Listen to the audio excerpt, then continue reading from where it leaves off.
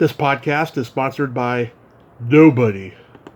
Hey dudes, this is Susan DeMonte, Pat Robinson in the Adventures of the Wilderness Family movies, and you're listening to Tommy Throwback Kovac on Splat from the Past. Listen all the way to the end because, well, since I'm Italian, Tommy wants to know if my toes smell like sweet grapes of wine. Well, it's none of his business. Enjoy. Hey dudes, welcome to Splat from the Past, the only 80s themed horror and sci-fi show where things can get totally radical. Now, I am so friggin' excited for today's show. It's been a long time coming. Loraine Shields, of course, played the record's nurse in Fletch, the Chevy Chase classic movie. I reached out to her, I believe it was early 2019, somewhere around there. I didn't hear back from her until early summer. Oh, no, it was early 2020. I didn't hear back from her until summer 2020, and she was going through a lot of medical procedures and medical problems during that time, and we've kept having to put it off, but now we're going to make it happen today. Loraine it was the record's nurse in Fletch in that hilarious scene where he pretends to be a doctor, and he faints during the autopsy. And she was also a villager in Dracula, Dead and Loving It. She was a journalist in the Great O'Grady TV movie short, which I saw on YouTube recently. She was in El Norte, the Gregory Nava film from the early 80s. And she was also on Babylon 5. And she's had a great career acting and directing theater, and we're going to talk about all of that stuff today. She is such a great lady. She's been a listener through this entire process of trying to get her on the show. She listens to my podcast frequently, and she's a member of my podcast group. She's a great lady, and I just cannot wait. I am so thrilled to talk to her today. So, here is my interview with Loraine Shields.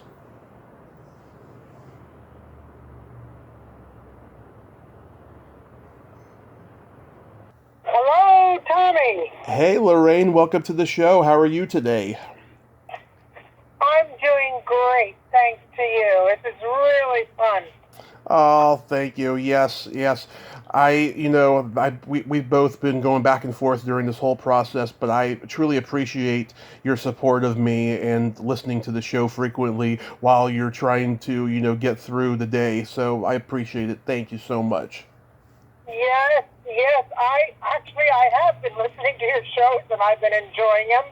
And also, you've been so patient in asking for this. And at first I didn't even know there was going to be a remake of Fletch. And then I said to myself, I don't know. And then you've been so kind, and I've been thinking about it for so long. And then I just thought, there's a lot of fun memories and stories that I keep them to myself. And let's talk about Fletch. And I thought I'd start with a little thing that I don't think anybody else knows except for the people who were there. And that would have been, I was not there, but I heard this from the people who were in charge. That there's a great scene in Fletch where Chevy Chase is being chased by these two Doberman pinchers who are really out to kill him, and they're slathering and biting and yelping.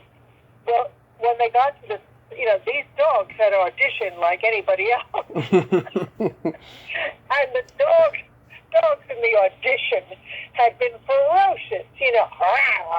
Yeah. Great stuff. Okay, set the date. We'll book them. And the date comes. I don't know if it was Chevy Chase or they liked him or whatever, but the dogs just kept wanting to lick him and whimper and lie down in front of him. Yeah. So a lot of that had to be done with extra dogs and outtakes. And it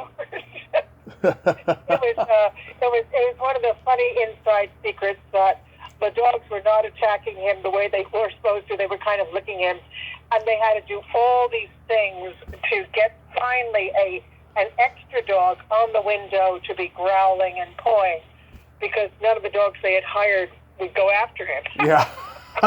That's awesome. I love it. I just thought that, it's a last-minute problem, but it's typical of a film set. Yeah.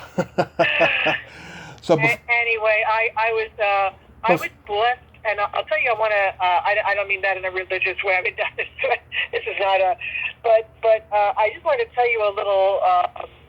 What would you like to know? Because that was something that I thought nobody known, but let me know what you'd like to know, and I'll.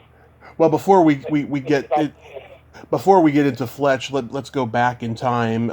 Did you gravitate toward acting early on in your childhood? Yeah, I loved. I came from a large family, and I used to always want everything to work out well. So I used to love comedy because, you could take things that were, say, unhappy, or you could take an argument, and somehow comedy could change everything. And I remember when I went to school, and I know this is true for many, many people in acting, and I've heard people even like Dudley Moore, who had a large problem in school, right. And he became a comedian because it helped him brush off the cruelty or the unhappiness of other children. People pick on you or whatever. So I think that a lot of people who I know who became comedy people or attracted to comedy right. did that because they themselves wanted a way of insulating themselves and perpetuating a greater feeling around themselves. Right. But I also all my life wanted to be a writer, so I kind of did both. And in school, for instance, I'll tell you, a friend of mine in high school, in grammar school, I'd been in little plays, but right. I never knew what was happening. But I was just put in places by a nun, and they said, "Stand here," and I was in a play. But in high school, I heard about a drama club. So I went and I knocked on the door, and the nun answered, and I said, "Oh, I want to join this club." And she said, "Oh, that's lovely. What is your audition?" I had never heard of an audition. I don't know how old, but I didn't expect anybody to ask me to audition.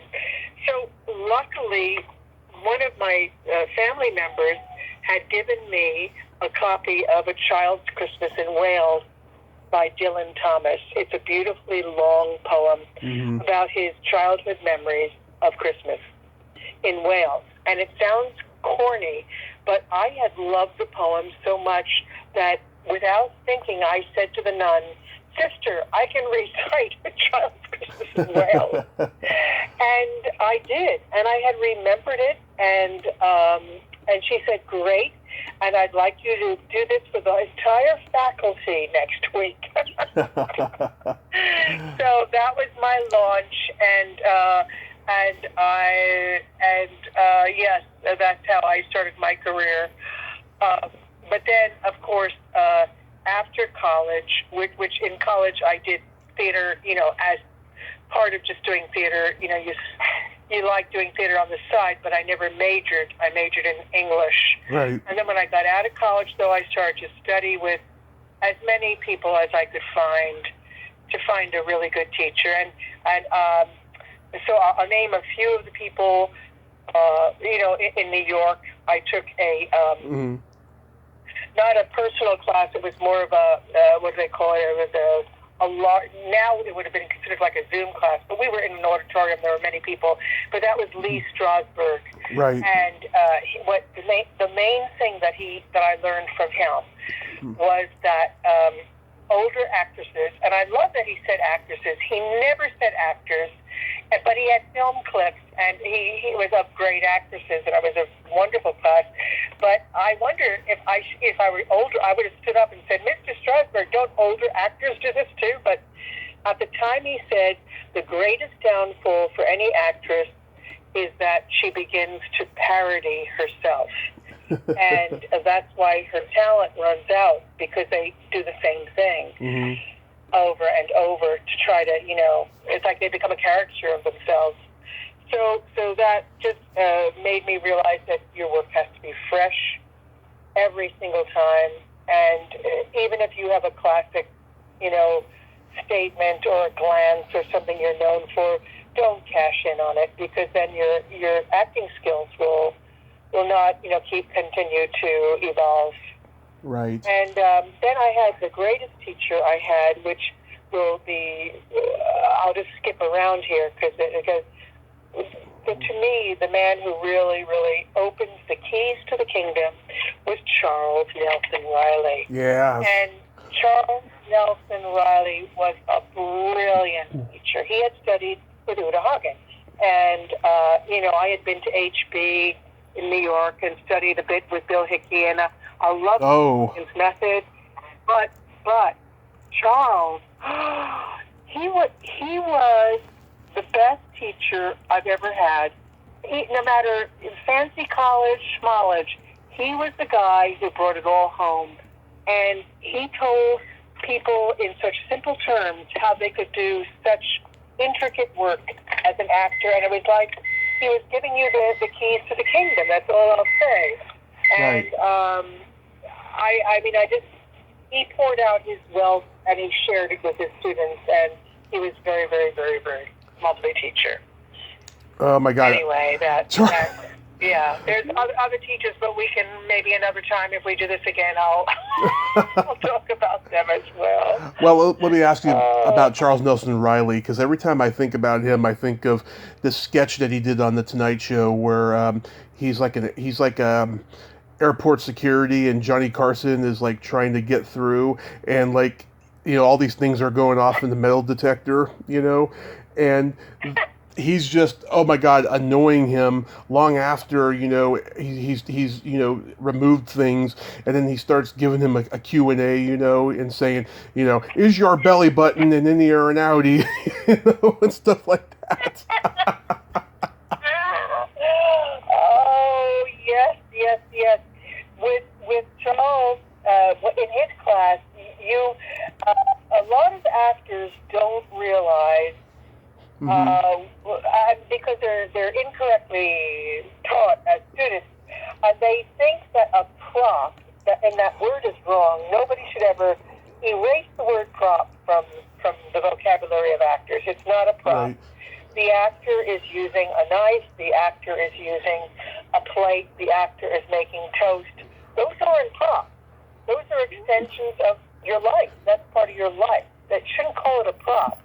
So what Charles did was the simplest thing in the world. He would nail you down to where you had bought those paper plates, and he'd say, "Now, Loraine, this is the most important picnic of your life. Where did you get those plates?" And I'd say, "What?" He'd say, "Did you do your homework?" I said, "But I memorized the lines." No, that wasn't the homework. The homework was actually walking down the A&P or Safeway or Whole Foods or whatever market aisle and deciding which plate to pick to impress the boy you were in love with. And that kind of idea of acting gives it such a richness, and it's a quick thing. You just actually tumble through this, you're going to a doctor's office. You actually sit in the office. So when you use the plate in the scene, you don't have to be thinking about, I chose this plate because I love this boy. Yeah. But it's in it. Somehow there's a layer that's extra in your work, and it makes it richer. And I can't explain how he taught it. He made it so simple, and his of course, his voice and his stories. I mean, it was worth it to just pay to be in his class, because you were hearing him, and he was brilliant and funny and dazzling. He was a very bright man, very, very bright, very well read. He loved directing operas. Yeah. And his favorite person to work with was, I want to say Emily Harris. Was it, Julie Harris? Oh dear, is it Emily? Yeah. Julie Harris. Who did a Belle of Edinburgh Yeah. Yeah. And so he was he had a big arc to his career. He could be very humorous, and we remember him for that. But he was also loved the heavier subjects and opera, and great work. He was a marvelous person. Yeah, funny guy too. Yeah, Bill Hickey. Oh my God, he became a character star much later in life, and he did some great work. You know. Yes, yes. What was it? He was in Prizzi's. It was a mafia one. Yeah, Prizzi's Honor. He got an Academy Award nomination. Yes, yes, and that was him. I mean, not that he wasn't acting, but he was not a gussied up guy and that gravelly voice, and he was perfect. Yeah, he was a great actor. Great actor. Yeah. So when you're taking all these acting when you're taking all these acting classes, I mean, are any of the students like going on to become successful later on? Oh yeah. Then I'll skip to another acting class I was in, and I was in there probably the longest because I think I was in there from say 1978 to 1985. And that was Sal Dano, and he was not people. I don't know if anybody knows his name now, but at one point in our classroom, we had, and a friend told me this because I often don't notice who's around me. I'm one of those people. Mm-hmm. Oh, we were in class with her. I didn't know that, but I'm still friends with Priscilla Barnes. Oh God, she's been promising to come on here for years. Oh, come on. Yeah, oh, really? Yeah, I don't know what the delay is. Oh, well, she and I are friends, so maybe we're both delayed for the same reasons. It's hard to get going on stuff. But no, she's still a great friend and great actor. And then, I'm trying to think of, there was, Anthony LaPaglia. Anthony Who LaPaglia. went on to have several series. Without a Trace was one of them, and he did the film Lantana. Yep. And we had Barbara Bach. And, Barbara Bach. wasn't that, yeah. And let me see, Kirstie Alley. Kirstie Alley. Oh, yeah. Was Sonny Landham in your class? Yes. Yeah. Now I don't know if he'll remember me. I remember him. Yeah, sure. Sonny, he was really tall and dark. Yes. You know what? You know how what made me ask is because when he died a couple of years ago, Kirstie Alley and Priscilla posted on social media that they had been in acting class with him. So that's what just made me remember that. Yeah, you have a good memory, and that was a very smart deduction. That's absolutely correct. Oh, thank you. He was in there. So this class, and forgive me, I didn't come prepared with my mind to be sharp, but there were a lot of people, and some of them they weren't in there exactly with me, so I didn't remember. For instance, before I got to the class, so the class I think had originated in San Diego and was kind of in LA and San Diego, and then Sal Dano decided to just put it in LA. But in the earlier days, that Priscilla was part of like a year before me, so maybe 77, 78. She was in class with Tom Selleck and Richard Hayes. Oh, yeah. And that was right before they both had their hits. Of course, for Hayes, it was Airplane. And for Selleck, of course, it was Magnum P.I., to name just one of his many, many achievements. But so Sal was very important to very many people, and he helped many of us with our careers. Yeah. But, it was a while. Yeah. Wow, that's amazing. Was Billy Crystal in any of your classes? Billy Crystal. Yeah, I wish I don't remember him. And as I said, forgive me, because other people say, we were in a class with so-and-so sometimes, and I'll say, we were? but I don't recall him. Yeah, because I know Bill Hickey taught him, and then Billy gave him a role in Forget Paris many years later. Oh, that's great. That's great. Yeah, playing the yeah, senile father-in-law. Go ahead. He had him play the senile father-in-law in that movie. Oh no! Oh my gosh! Yeah. I'll have to rewatch that. Oh gosh! So, And so I wanted to just say, so one of the reasons I left Sal in 1985 was because I did get this film role, and Sal was always doing offering to do private, coaching. Right. With any of the star students in his class who, were just getting series, and, people would always say, oh, I'm getting a private coach with Sal, blah, blah, blah. Yeah. So I thought my part was Fletch. And I remember I was so excited. I ran to now many people in your audience won't know what this is, but I ran to a payphone. I think I was in Marina Del Rey. I ran to a payphone, and I called Sal, and I said, look, Sal, because of your wonderful teaching, and I finally got my first film role, and it's a scene with Chevy Chase, and I have the money, I'll do whatever you want, but I'd love to just run it by with you, because that'll give me and he cut me off. I was going to say the confidence, Mm-hmm. He cut me off, and he said, nah, you don't need a private. No, you'll be fine on your own. Take care, bye. Yeah. And I said to myself, no, I am not going to study with this guy anymore. I mean, I love that he said, on one hand, I love that he gave me that response, because, okay, I am. I don't need you as a teacher. That's wonderful.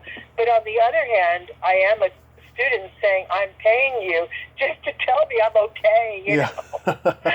And so I felt, he was... every artist has their own difficulty. Right. They're a little prickly sometimes, Right. So Sal was a great teacher, but he also was like a great destroyer as well. Yeah. So in order to, he was one of those teachers, and Charles was not this way. Charles could really make you want to cry because you realized you had disappointed him, or that you hadn't done your homework, and it was like, oh my God, all I did was memorize my lines, but I hadn't really enriched this character. I hadn't really found my character. Right. But with Sal, he would just break people down, and especially, I think this happened more with women. I don't even recall the issue if it was totally, that way, but he would just break people down, and I didn't like that. I don't ever like that experience, and I don't think most people did. but we learned a lot from him, and for Priscilla and I will say, that's the Sal rule, or that's what we got from Sal. So it works both ways. You're like Shiva, the goddess of creation and destruction at the same time. So just before Fletch, you did El Norte, which was Gregory Navla's movie. How did you get to be in that? Yes, and that's another story. As I said, all the relationships you make, it's like you and I don't know each other, but we've just talked about Priscilla, and we have that in common, and then your mind was working, then you know that Priscilla was in class with so-and-so, and so everybody knows everybody. And so when I came to Los Angeles, I just kept, trying to do my work as, going to classes and sending out pictures. And it really matters more of who you talk to and who you hang out with and who you, I hate to say the word network because then it sounds like you're in a relationship to get something out of it. But what I'm saying is, you put yourself in the right environment. Maybe it's a film school that they're auditioning people at, or maybe it's an acting class where they're doing a lot of good work or something. Just keep putting yourself in the right environment and things will work out, and that's what happened with El Norte. Mm-hmm. And that I managed to meet a person Flora Mock, who had been a teacher at UCLA Film School, and her students were Gregory Nava and Anna Thomas, who co-wrote El Norte. Right. So Greg and Anna were going to be filming a big restaurant scene, and I was friends with Flora and her family. Mm-hmm. So Flora said, we need a lot of people for this restaurant scene, so I'm going to ask some of my friends to come. And Anna said, please, I would love it, and this is how you should dress, and I know you'll be great. So Flora said, why don't you come? And I went with her daughter's name was Kathy, and a lot of other people went. We were all friends, and we filled out this restaurant scene. It was a non-union film at the time. Mm-hmm. So, and I was non-union at the time anyway. So it was a beautiful. They served us all a beautiful lunch and everything, and we did this restaurant scene because the busboy mm-hmm. is trying to make his way in America. He and his sister are the stars of the film. And in the restaurant, Flora had said to Anna, please, if you have a line, Loraine is an actress and she'd love to have a line. I said, thank you, Flora. And then Anna remembered. And at one point, with 1,000 things to do, walking around this huge room with like 500 extras, and she looks at me and she said, Loraine, here is your line. And she was just like, took care of it in one skip of a beat. And I had the line where I'm asking this lead of the film who's playing the busboy, and I'm asking him, I say, can I have another cup of coffee? And because I speak in English, and because he listens and understands, and he says yes right away, he gets promoted because of that scene. So even though my line was only, may I have a cup of coffee, it's a cause and effect line. It causes him to get promoted. Right. And because of that, I could not be cut. It couldn't be cut. What's going to happen next? All of a sudden he's promoted? Why? So I was so excited that I said, I bet unless they reshoot completely, this will stay. And then that's the catalyst for the downfall is because he gets promoted and other people are jealous. And because they are jealous, they call la migra. They call the immigration. And right. they call it ICE at the time is la migra or immigration. And they raided, and that's what the beginning of the downfall for the film is. So it was a great moment. I got to work with, that was my first, that I recall my first big film, thing, that I was very excited with. And then for Fletch, I again was friends, professional friends, and also I knew the family. Mm-hmm. And Patricia Mock is a great. Well, she's retired now, and she was a great casting director. And she began with I think it was an I Love Lucy, and then there was a Twilight Zone. Wow. Casting Robert Redford. And so she went way back, and she was one of the really. She was a great person. She treated everyone beautifully. Mm-hmm. And I was very happy to know her. And she said, Loraine, she knew I had been working hard, in acting classes and stuff, and I had asked her, I'd invited her as a casting director, I invited her to some scenes I was doing, how you do that when you're an actor. Yeah. And she had graciously come, very nice, and she had attended the whole class, so everyone was giving her their resumes, and she said to me, there may be a line, here I am again with another line, in the film, and so I originally went in and read for, I think it's the role that they gave to Peggy Dolan, which is the, I was originally just saying, what floor is the records room, he says. Yeah. Or something like that. I'm Dr. Rosenpenis. Yes. No, actually, that was funny. Actually, it was still yet another role. And what happened with, I think I was Jim Swarthouse's secretary originally. Mm-hmm. But when they shot the film, they were going to go local with that character, so they were going to use Utah casting. So Pat called me up and she said, we're going to be changing the casting, but I don't want you to be disappointed. We're going to have you in for a different role. Would you mind coming in and reading again? I said, no, I'd love to. She was being so nice. And I did not expect this, but this is my favorite part of all, is that I felt really relaxed in the waiting room outside of the audition. And you know, Tommy, that is not a normal state. Oh, no. usually right before an audition, it's like you feel like you've hit a wall, and it's like, oh my God, I didn't realize I was nervous. And they call your name. Oh my God, who am I? Is that my name? And I should say, oh my gosh. But anyway, so here I finally get in. They call me. I walk into an office. And who is sitting there besides Michael Ritchie, the director, and Patricia Mock, the casting director? Her assistant, Carol Lefko, may have been there, but anyway, who else was there? Chevy Chase. Yeah. He came in to read with all these people, all these little roles, like myself. And I'll tell you, it was, I truly believe, our chemistry which got us cast, because for some reason, I was so happy that he was on Saturday Night Live at the time, and he was a big star. Right. But I had never liked him on Saturday Night Live. And this is, I think, why I got cast, is because when I walked in the room, I wasn't shell-shocked.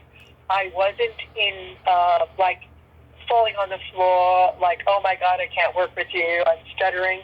Yeah. I just took it, oh, Chevy's here, and I did the scene, but he was so relaxed that I was trying to lift him up and say, do you need a doctor, doctor? Do you need a doctor? You know, we kind of improv this thing, and I'm holding him, trying to, resuscitate him and giving him heart, palpitation or whatever.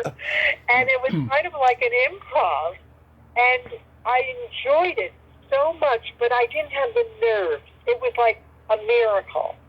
Really, a miracle. And from then on, I loved Chevy Chase. And I'll tell you, I don't know who had bad experiences with him. And I'm sure, I'm not saying that, they didn't. But on the set of Fletch and working with me, he was so wonderful that he would try to give me extra moments. He would try to make sure the camera was right for me. Yeah. He would... He got up at one point. We had a little, they're resetting something, and he realized that he had his chair, Chevy Chase, and there was nothing for the actor in the scene, and he immediately got up, and he said, no, you sit here, you sit here. He was just, I'll tell you, a kind, generous, funny man, and even the very last time I saw him, which was, the cast party, and we're all saying, goodbye, he came up to me, and I'll never forget, he said, you're going to go far, and I really enjoyed working with you. And he didn't have to say that to me. I mean, I was like, by that time, now I'm like crying, and, oh, Mr. Chase, I love you. So he was a sweet, sweet man to work with. And, I'm sure people change or things happen or other people see other sides, but that's all that I said. He had a good sense of humor. Yeah. He told the story about how when he was at Bard College, they wanted to play a trick on the president of the university, of the college. So a group of them, like 6 guys, and he's 6'4", I think. And they carried a Volkswagen into the dean's office and put it on his desk or something. He was telling us all stories like that. And he was just a treat, a big treat. Yeah, I think it's the best movie he ever made. And what I love about the nurse character that you play is that she exudes so much empathy like a nurse should, and you are so delicately beautiful with your pale skin and curly hair, and you Uh, and you can tell too. She kind of likes him, you know. yes. Oh, that's what I'm talking about by the chemistry. Yeah. And that's what great casting though is about, because I really think you need to feel people together. It's really hard to cast just over Zoom, or the studio is sending you names to put together.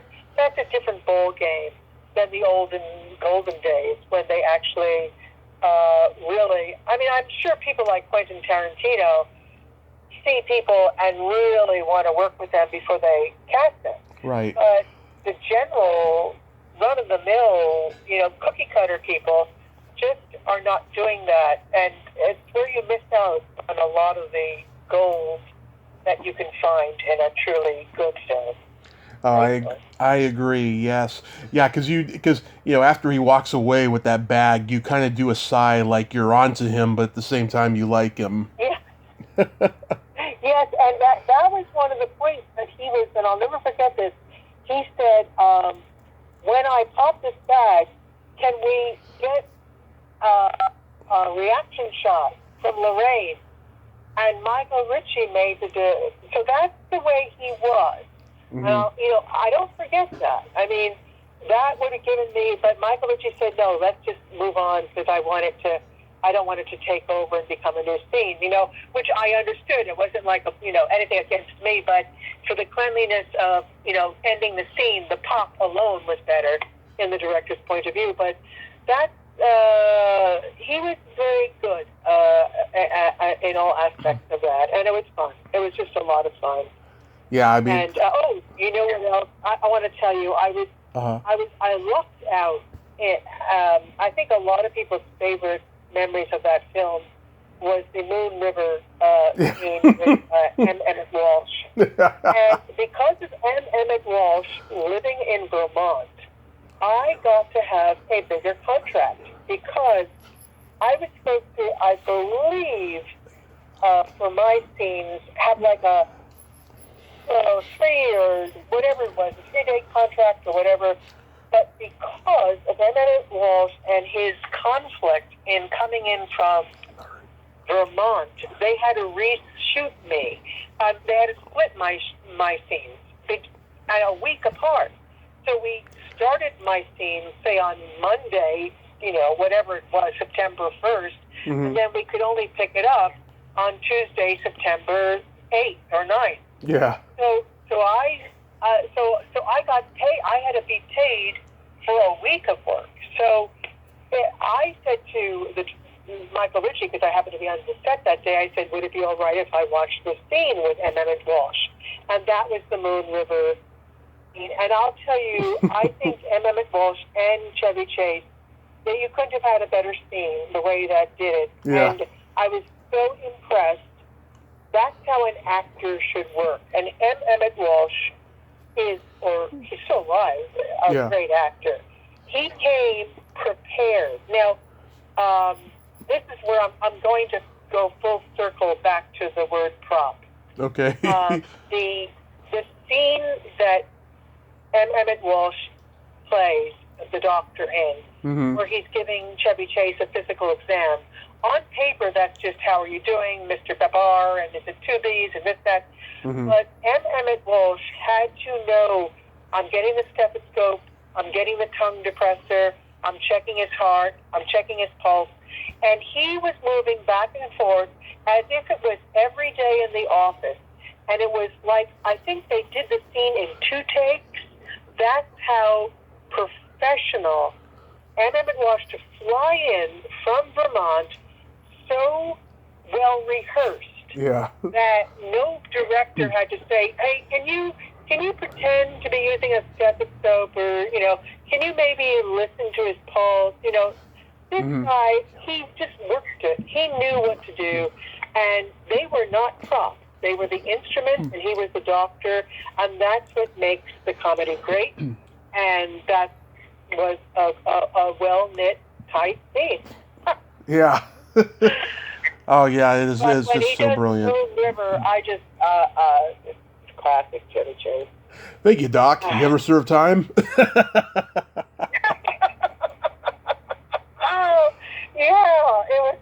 And when I rewatched Chevy, the film Fletch, a lot of it would be considered politically incorrect, or whatever. But you've just got to watch it in the terms that it was, and let it be, because it was truly funny. A lot of it is just still laugh out loud funny. It is. Everything he says in that. The one that really cracks me up is when he breaks into that house and the guy with the shotgun comes and the guy is completely dumber than a box of hair, and he says he says the landlord hired me to look out for him, and Chevy says, well, I commend him on his choice. That cracks me up more than anything. Oh, I loved that. See, how did you cast the guy? How did Pat cast that guy? Patricia Mock was a great casting director. Yeah. And, she, as I said, she started with the Twilight Zone. She went all the way up to, like, Fletch and beyond Fletch and then all this stuff. But, The Getaway, Semi-Tough, Heavyweight. I mean, these are major films, and you need to have a maestro, not just as a director, of course, you need. And you had she had worked with Peckinpah and Michael Ritchie and just so many great directors. But you also need a great maestro at casting, and all through the whole list. And I think today they shortchange casting directors, and that's why, because she was so good to me, I did want to give a shout out to the great casting of Patricia Mock. Yeah. And of course, when before he faints, he has to look at that body and everything. And the doctor says, "Have you ever seen a spleen this large before?" And he says, "No, not since breakfast." Yes. And when he said, when I said to him in the next scene, Mm-hmm. I say to him, they were very upset, or whatever the line was, that you fainted. Yeah. And he pops up with, yes, I thought he was my brother. Yeah. My initial reaction was, I gave a long O, like, oh. Yeah. And it was so funny that it ruined his laugh. So, in other words, I wasn't supposed to have a funny line. I mean, he says, yes, I thought it was my brother, and that's the laugh. Yeah. But I was so in the moment with him and believing it may have been his brother, because you can't be acting. You have to really be in the moment. Right. And I was like, oh. And the director said, cut. No, that's funny. And we can't have funny right there. So the director gave me the idea of popping my hand over my mouth and making a short, oh, like that, And that was the perfect fit. Yeah. Those are the little things. Yes. Yeah. I wish I could have had a nurse like you when I was in the ICU from my car accident. I'll tell you. Oh yes, you posted about that. You had a terrible car. Was that several years ago? I hope. Yeah, 2015. Was it? Oh boy. Yeah. Yeah. You have my commiseration. That's a terrible thing. That's a life-changing thing, and you need good support. You need good nurses. You need good friends. Yeah, I did have a couple good nurses in the beginning, and then from there it just got worse and worse. They were just very self-involved, looking out for their paychecks, saying, "You got to do this. It's going to make me look bad if you don't," and all that shit. So, yeah, it was bad. No. Yeah, it was bad. But I gotta tell you something though.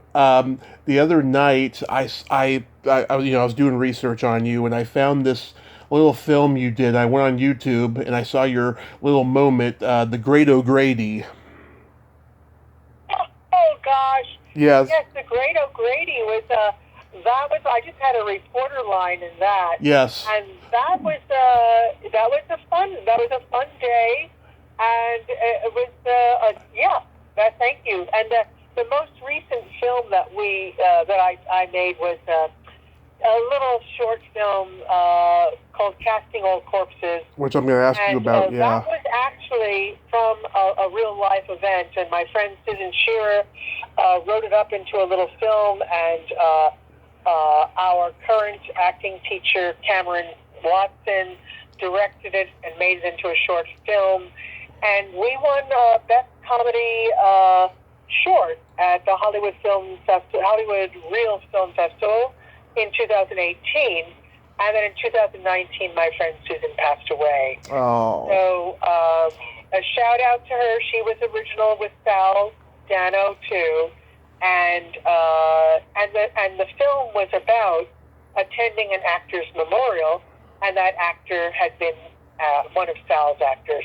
So it all comes back to, in this industry, as in life, you're all about relationships, whether it's with a nurse or someone healing you, or a friend who's helping, or a casting director, or a good director, a teacher, and yourself. You have to be able to depend on yourself too, unfortunately.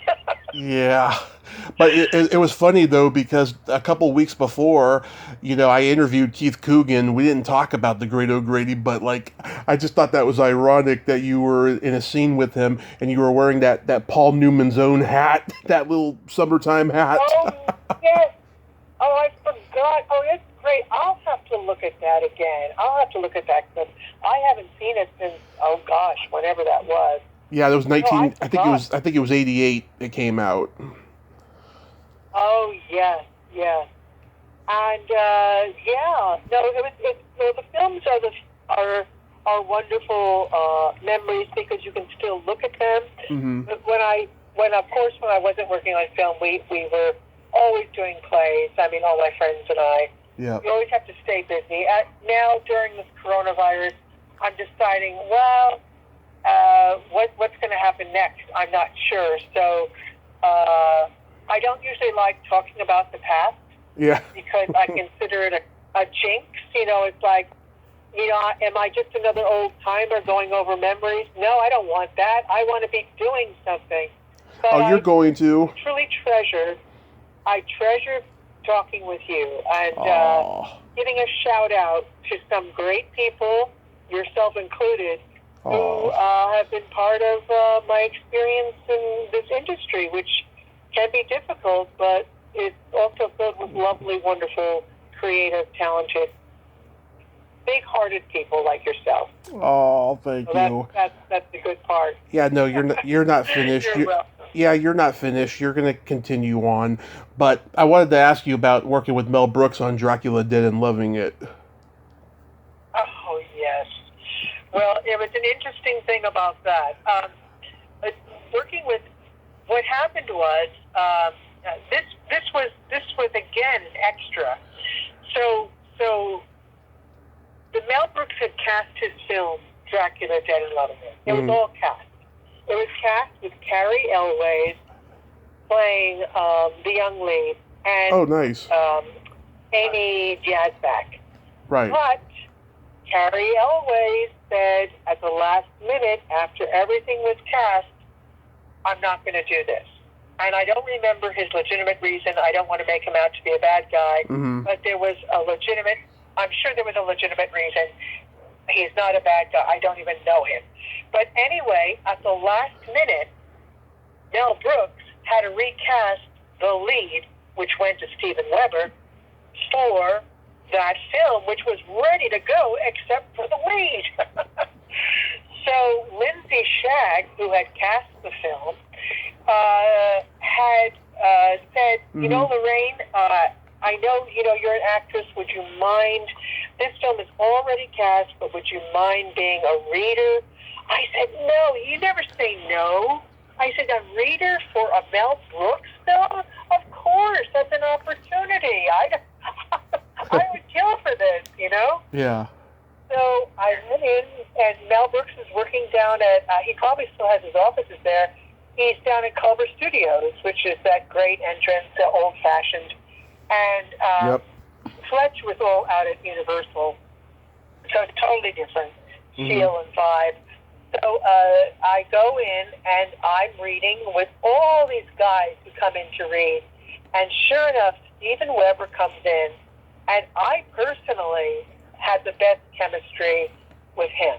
And I don't know why, but he turned to me at the cast party. He came up, and he said, I want to thank you because I think you helped me get that role. So, I mean, that's the kind of, again, I'm speaking well about someone who was really good. Like he was like Chevy Chase, a really nice person.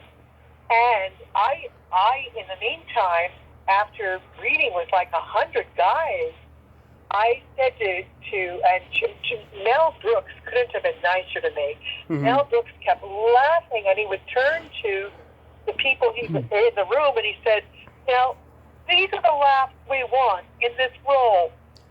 Why aren't we getting it with anyone but Loraine?" So this is how Mel Brooks was. He was wonderful, and he loves the tango. So every time we went in to an audition, he was listening to the tango because he wanted to put in that tango scene in the film, which is very funny, of course. And but I turned to Lindsay Shack and I said, you know what? I know Mel Brooks is being kind when he says I'm very funny, but do you think I don't want any payment for this. I'm in heaven, but is it possible for me to just be like in the film? Just, does he mind if I can be a day player? I don't care. And instead, they gave me an actual line and a little, whatever it was, I had a scenelet with a group. And to the right of me was Anne Bancroft, and right in front of me in my sight was Mel Brooks. And I'm saying, I think this is the best day of my life. And it was all because, again, a friend asking for a favor, and a favor is an opportunity. And that's what life is. I hope that was exciting enough. I didn't jazz it up enough, maybe. well, it was exciting. Did Leslie Nielsen have his fart cushion? Oh, no! You know who was there? I can't remember him there that day, but it was Peter McNichol. He was hysterical. Yeah. He came up with so much, and that moment where he walks into the sunset and he gets smaller and smaller, because he's walking like he gets shorter and shorter. He starts stooping down. Oh, he just was so inventive, and Mel Brooks kept saying, "Miss Bancroft, are you ready?" And Bancroft would say, "Mr. Brooks, am I supposed to be making my entrance down this staircase?" And I loved it. It was like Hollywood. This is Hollywood. This is what I've always wanted to be a part of. Yeah. I think the movie disappointed a lot of people who loved Young Frankenstein. I think people thought that he did the movie too late. But I think it's just as funny. Yes. So I don't know. Yes. I don't know why it's been his last movie. I think that he should have made a couple more. But I agree. Now it's wonderful to speak with you because you've given me a little boost here in this COVID times where we're staying indoors and not really going out and acting, and theaters are empty, and you've just filled up my day with a lot of hope and energy, and I want to repay you someday. You've been great, and if I can get anybody else to interview for you, I'll try to. That would be great. Do you have a quick? You're so gracious. Do you have a quick Babylon 5 story? Oh yes, I do. So Babylon 5, again. Oh yes, it was the same casting director, Lindsay Shack. And I met Lindsay Shack. See, it all comes. I have to keep talking about this circle of life. I met Lindsay Shack through my friend Priscilla Barnes. So Lindsay had me in to read for a role for Babylon 5. I got the part, and then they cut it. So Lindsay, again, being very nice, said, "Loraine, I'm sorry this happened." They wrote that role out. But I said, "Don't worry about it, Lindsay." I said, "Thank you for having me in, blah, blah, blah." 6 months later, she calls me and she says, "Here's another role." And so this was a role where these people have been living on this planet, and nobody has seen an egg. A regular, a chicken lays an egg for, 1,000 years or whatever. And somehow I, as the cook on that planet, have found fresh eggs for someone who is dying to have them, as a big treat. And but my story was that was what was supposed to be happening. But in real life, and everything went well that day. It was a tight shoot. I mean, everybody knew what they were doing. I came in, I went out. It was like a thing, just quick. But I didn't realize, I was so green, I didn't realize that when actors eat on film, not like me, but these actors, they spit it out. Mm-hmm. They spit it out. So every time I brought the food to this actor, and I won't say who it was, they had a spit bucket next to them, and they just kept spitting out. And I think it was the most difficult line I've ever had, and it was something like, "I found your eggs." Every time I said it, I would see this big, like, vomit. I would say, "Oh my God, this is a horrible thing. Can't you swallow this, please?" Oh my God, that's crazy. So I didn't realize that when people shoot commercials, they don't want to be eating those things, and it's just like, I love stage acting, because you don't do that on the stage. If you bite into something on stage, you better chew it or something, because you just can't have a spit bucket on stage. Oh, Tommy, you're great. And if you want to do this again, I'll think of some other great stories, because I can't tell you how much fun this has been. Yes, this has been wonderful. I wanted to ask really quickly, how's your health these days? Yes, thank you. I don't like posting all these drastic pictures, but I had so many eye problems, and the reason I was nervous is because part of the stuff, you could just fix easy, like a cataract. Everybody gets that, and you need new glasses, or everybody gets that. But part of the thing was I was getting challenged with one of my eyes having a eyesight problem, and it really kind of makes you like take notice and be very grateful for your health, even though it's not the best health in the world. Whatever you have, be grateful for it, because tomorrow you may not have it. And we both know that, Tommy, and I think that's what makes us kind of kindred spirits, is that anything could happen at any time. So I went through some tough spots lately, and I'm grateful for your understanding, and, hopefully we'll just keep going. Yeah. We can. Oh, gosh. And I have some jokes for you. Oh, good. Did you hear about the guy who died of a Viagra overdose? No. Yeah, they couldn't close. What happened? They couldn't close his casket.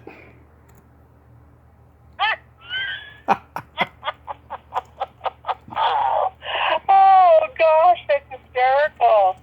Oh, is there anything? Another one? Yes, a couple more. What do you call a boy that doesn't masturbate? No clue, and I don't know if I want to have a clue. A liar. Oh, very funny. Very funny. And then, I'm going to remember that, yes. And then, you know the difference between a golf ball and a G-spot? No clue again. You got to tell me. A man rather spend 20 minutes looking for a golf ball. Oh,